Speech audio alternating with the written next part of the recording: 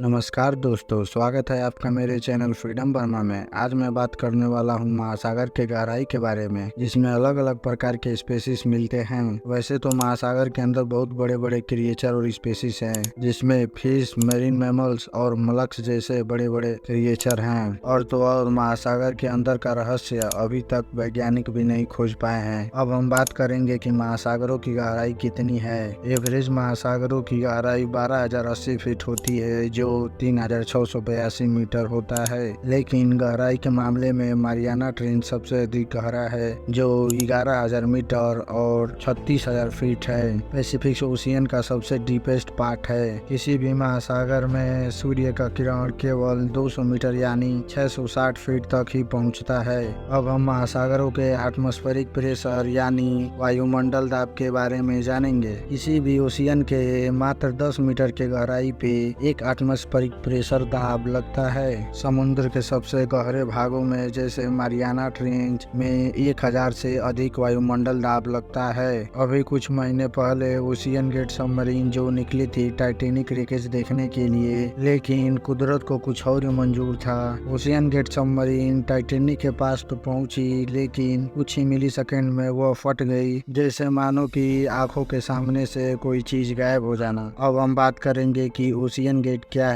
यह एक American tourism submarine company है, जिससे लोग टाइटैनिक रिकेज देखने जाते थे। और ये पहली बार नहीं था कि टाइटैनिक को देखने के लिए लोग पहली बार गए थे। इसके पहले भी बहुत बार ओशियन गेट सबमरीन से लोग जाके टाइटैनिक को देख चुके थे। और ओशियन गेट सबमरीन के फटने का सबसे बड़ा कारण वही एटमॉस्फेरिक प्रेशर बताया जाता है। पृथ्वी का 70% भाग अभी भी जल से घिरा हुआ है, जबकि 30% भाग जमीन है। लेकिन पृथ्वी के सबसे बड़े बड़े क्रिएचर हमें जमीन पे नहीं, जल के अंदर मिले हैं, जैसे कि ब्लू व्हेल ही मान लीजिए। एक एवरेज ब्लू व्हेल की लंबाई 22 मीटर होती है, यानी 72 फीट होता है, जो कि सिर्फ पैसिफिक ओशियन का है। और अंटार्कटिका ब्लू व्हेल्स जो 23.5 मीटर की होती हैं, यानी 77 फीट की भी होती हैं। और नॉर्थ अटलांटिक ओशियन में जहां टाइटैनिक डूब गई थी, वह 3,800 मीटर गहरे पानी में डूबी थी। अगर आपको टाइटैनिक से रिलेटेड वीडियो चाहिए तो वीडियो मैंने अपलोड कर दिया है, जिसका लिंक डिस्क्रिप्शन बॉक्स में है, आप वहां से जाके देख सकते हैं। अब मैं जो बात करने जा रहा हूं उसे आप ध्यान से सुनना। अभी पूरे विश्व द्वारा जल में घूमने पर भी केवल 100% जल का 5% ही एक्सप्लोर हुआ है, और इन 5% में ही केवल पृथ्वी के सबसे बड़े बड़े क्रिएचर मिल चुके हैं, और काउंटलेस स्पेसीज भी मिले हैं। और